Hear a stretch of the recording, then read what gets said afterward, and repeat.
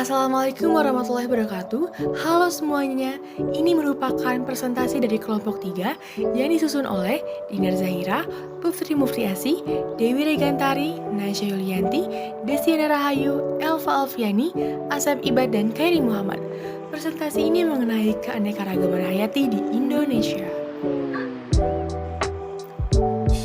Segala puji dan syukur kami panjatkan kehadirat Allah Subhanahu wa Ta'ala yang telah melimpahkan rahmat dan hidayahnya kepada kita semua, sehingga mampu menyelesaikan PowerPoint ini dengan tepat waktu. PowerPoint ini disusun untuk memenuhi nilai mata pelajaran geografi yang diberikan kepada kami. Penulis menyadari bahwa PowerPoint ini tidak mungkin terselesaikan tanpa adanya dukungan, bantuan, bimbingan, dan nasihat dari berbagai pihak selama penyusunan PowerPoint ini. Pada kesempatan ini, penulis menyampaikan terima kasih setulus-tulusnya kepada Ibu Dr. Jenny Apriani, SPD MPD. Pemanfaatan keanekaragaman hayati. Keanekaragaman hayati merupakan pernyataan mengenai berbagai macam variasi bentuk, penampilan, jumlah, dan sifat yang terdapat pada berbagai tingkatan makhluk hidup. Menurut Undang-Undang Nomor 5 Tahun 1904, keanekaragaman hayati merupakan keanekaragaman di antara makhluk hidup dan semua sumber, termasuk di antaranya daratan, lautan, dan ekosistem akuatik perairan lainnya, serta kompleks-kompleks ekologi yang merupakan bagian dari keanekaragaman, mencakup keanekaragaman spesies antara spesies dengan ekosistem. Keanekaragaman hayati terestrial umumnya adalah sampai 25 kali lebih besar dari laut keanekaragaman hayati.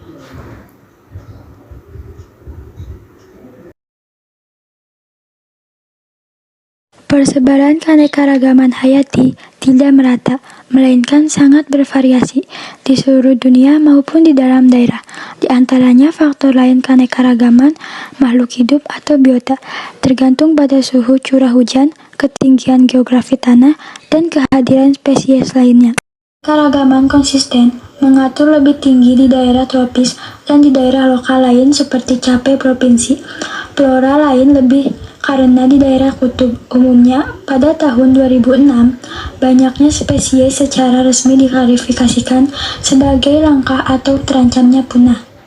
Apalagi pada ilmuwan telah memperkirakan bahwa jutaan spesies yang lebih berisiko yang belum diakui secara resmi.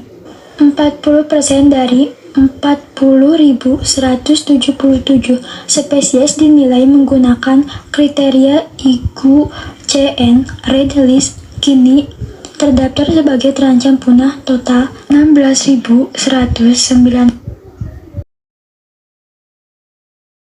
Peningkatan keanekaragaman hayati. 1. Nilai ekonomi.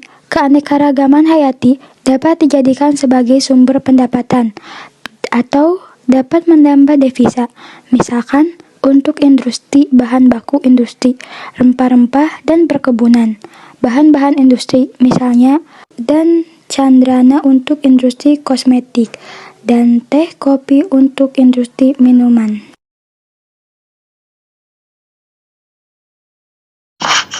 Keanekaragaman hayati nilai biologis harus menunjang kehidupan makhluk hidup, termasuk manusia. Tumbuhan menghasilkan gas oksigen O2 pada proses fotosintesis yang diperlukan oleh makhluk hidup. Untuk pernapasan menghasilkan zat organik, misalkan biji buah umbit sebagai bahan makanan makhluk hidup lain. Hewan dapat dijadikan makanan dan sandang oleh manusia. Jasa training diperlukan untuk mengubah bahan organik menjadi bahan anorganik, untuk mengubah tempe, oncom, kecap, dan lain-lain. Nilai biologis lain yang penting adalah hutan sebagai gudang plasma benih.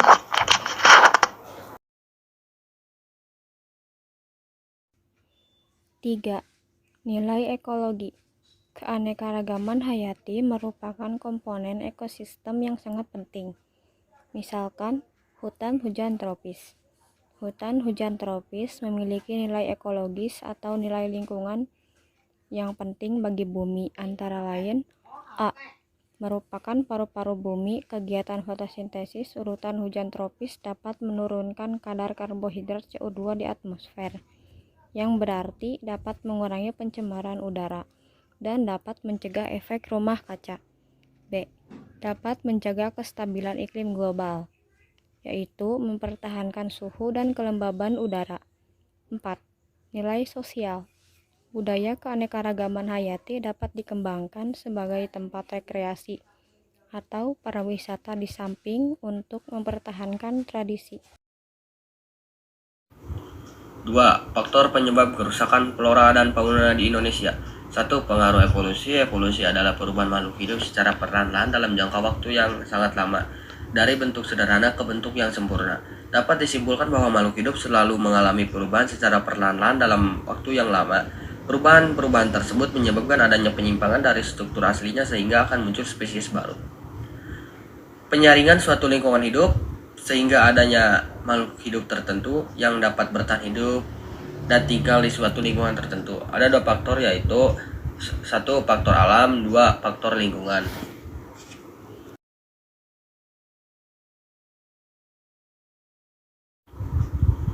1. Faktor alam. Faktor alam tertentu membatasi kemampuan hidup suatu organisme.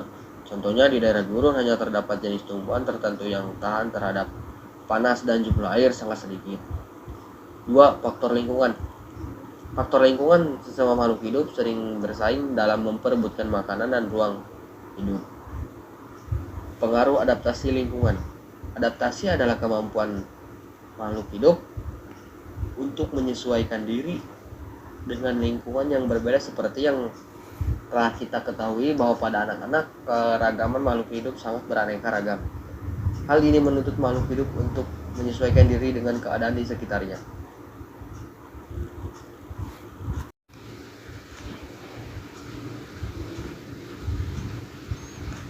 Kerusakan alam oleh manusia.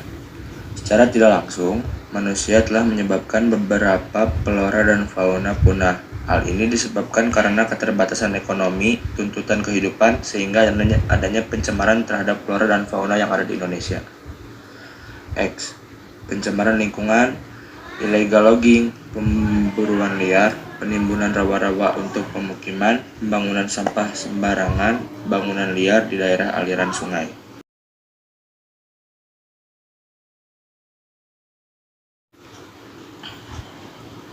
Bencana alam. Bencana alam yang terjadi di pemukiman mempercepat kerusakan lingkungan, kehidupan hewan dan tumbuhan, serta merusak area pertanian dan tempat tinggal manusia beserta sarana kehidupan, banjir, longsor, dan gunung api. Konservasi. Konservasi adalah pelestarian atau perlindungan. Secara harfiah, konservasi berasal dari kata Inggris yaitu conservation yang artinya pelestarian atau perlindungan. Sedangkan menurut ilmu lingkungan, konservasi adalah 1. Upaya efisiensi dari penggunaan energi, produksi, transmisi, atau distribusi yang berakibat pada penggunaan konsumsi energi di lain pihak menyediakan jasa yang sama tingkatnya. 2. Upaya perlindungan dari pengelolaan yang hati-hati terhadap lingkungan dan sumber daya alam. 3. Fisik pengelolaan terhadap kualitas sesuatu stabil sepanjang reaksi. Dan yang keempat, di Indonesia berdasarkan Peraturan Undang-Undang Konservasi Sumber Daya Alam Hayati adalah pengelolaan sumber daya alam hayati yang memanfaatkan dilakukannya secara bijaksana untuk menjamin kesinambungan persediaan dengan tetap memelihara dan meningkatkan kualitas keanekaragaman dari nilainya. Cagar Alam dan Suaka Marga Satwa merupakan kawasan suaka alam yang disingkat menjadi KSA. Sementara Taman Nasional, Taman Hutan Raya, dan Taman Wisata Alam merupakan kawasan pelestarian alam yang disingkat KDA. Cagar alam merupakan suatu tempat yang keadaan alamnya mempunyai kekhasan tumbuhan satwa atau ekosistem tertentu yang perlu dilindungi dan perkembangannya berlangsung secara alami. Suaka marga satwa mempunyai ciri khas berupa keanekaragaman dan keunikan jenis satwanya. Sedangkan Taman Nasional merupakan tempat yang memiliki ekosistem yang asli dan dimanfaatkan untuk pelatihan ilmu pengetahuan pendidikan, menunjang budaya pariwisata dan rekreasi. Taman Hutan Raya untuk tujuan koleksi tumbuhan dan satwa, sedangkan Taman Wisata Alam dimanfaatkan untuk pariwisata dan rekreasi alam.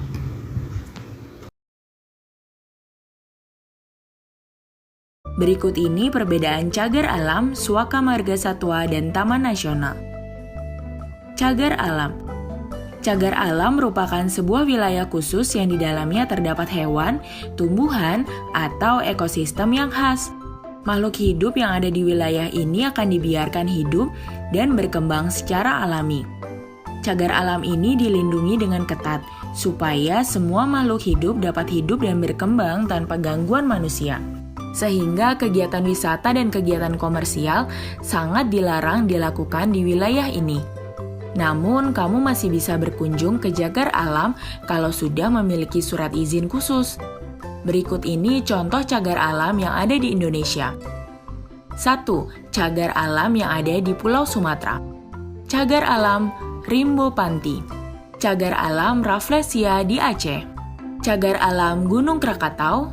Cagar alam Batu Gajah di Sumatera Utara. Cagar alam Lubuk Raya di Sumatera Utara. Cagar alam Sibolangit di Sumatera Utara. Cagar alam Air Putih di Sumatera Barat. Cagar alam Bukit Bungkuk di Riau. Cagar alam Bulu Hitam di Jambi. Cagar alam Bunga Mas Kikim di Sumatera Selatan. Cagar alam Sungai Baleho di Bengkulu. Cagar alam Pulau Anak Krakatau di Lampung. Cagar alam Pulau Laut di Kepulauan Riau. 2. Cagar alam yang ada di Pulau Kalimantan. Cagar alam Mandor. Cagar alam Gunung Palung. 3. Cagar alam yang ada di Pulau Sulawesi. Cagar alam Tangkoko. 4. Cagar alam yang ada di Pulau Jawa. Cagar alam Gunung Butak. Cagar alam Teluk Baron. Suaka Marga Satwa. Suaka Marga Satwa merupakan wilayah yang dilindungi untuk melindungi satwa-satwa yang masuk daftar hewan terancam punah seperti gajah. Selain itu, Suaka Marga Satwa juga digunakan untuk merawat dan mengembangbiakan hewan-hewan yang sudah terancam punah.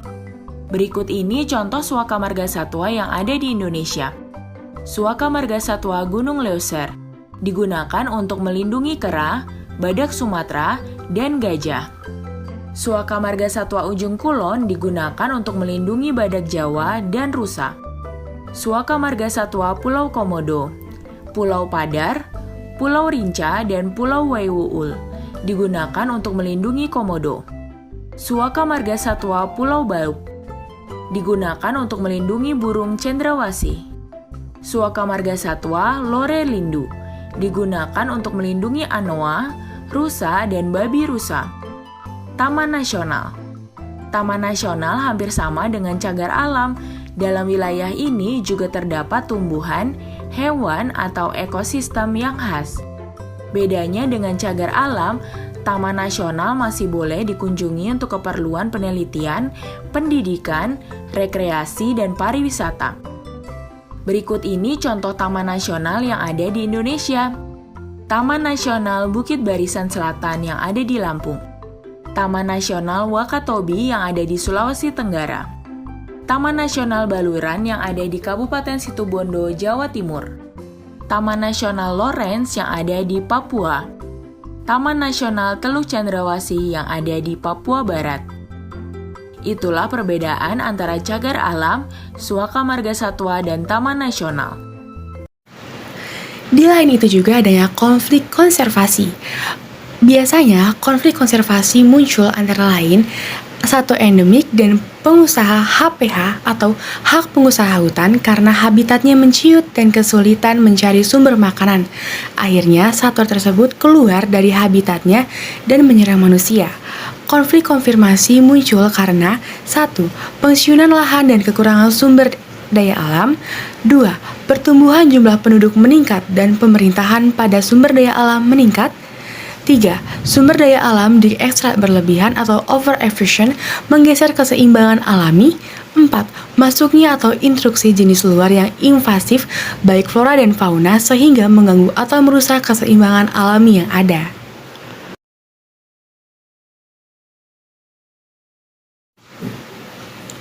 Kemudian, konflik semakin parah jika 1. Sumber daya alam berhadapan dengan batas-batas politik. Misalkan, daerah resapan dikonversi untuk HTI, HPA kepentingan politik ekonomi. 2. Pemerintahan dengan kebijakan tata ruang atau program jangka panjang yang tidak berpihak pada prinsip pelestarian sumber daya alam dan lingkungannya. 3. Penghambatan dengan latar kepentingan politik untuk mendapatkan dukungan suara dari kelompok tertentu dan juga sebagian sumber keuangan ilegal.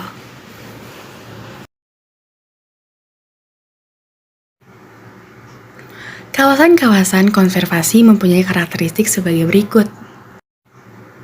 1. Karakteristik atau keaslian atau keunikan ekosistem, seperti hujan-hujan tropis atau tropical rainforest yang meliputi pegunungan, dataran rendah, rawa gambut, dan pantai. 2. Habitat penting atau ruang hidup bagi suatu atau beberapa spesies seperti flora dan fauna, khususnya endemik, hanya terdapat di suatu tempat di seluruh muka bumi, atau kita sebut langka, atau terancam punah seperti harimau, orangutan, badak, gajah. Beberapa jenis burung seperti elang, garuda, elang Jawa, serta beberapa jenis tumbuhan seperti ramin. Jenis-jenis ini biasanya dilindungi oleh peraturan perundang-undangan. Upaya-upaya pelestarian flora dan fauna. Beberapa jenis flora dan fauna kini semakin sulit ditemukan karena banyak diburu untuk tujuan tertentu, dimakan untuk obat, perhiasan, maupun tempat hidupnya dirusak manusia. Misalnya untuk dijadikan lahan pertanian, perumahan, industri, dan sebagainya. Flora dan fauna yang jumlahnya sangat terbatas tersebut dinyatakan sebagai flora dan fauna langka. Untuk mencegah semakin punahnya flora dan fauna, ini dilakukan upaya-upaya sebagai berikut. 1. Ditetapkannya tempat perlindungan bagi flora dan fauna agar perkembangbiakannya tidak terganggu. Tempat-tempat perlindungan ini berupa cagar alam bagi flora dan suaka marga satwa bagi fauna. 2. Membangun beberapa pusat rehabilitas dan tempat-tempat penangkalan bagi hewan-hewan tertentu.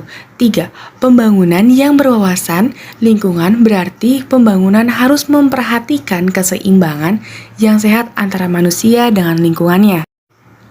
4. Melakukan usaha pelestarian hutan antara lain mencegah pencurian kayu dan penebangan hutan secara liar, perbaikan kondisi lingkungan hutan, menanam kembali di tempat tumbuhan yang pohon yang ditebang, dan melakukan sistem tebang pilih.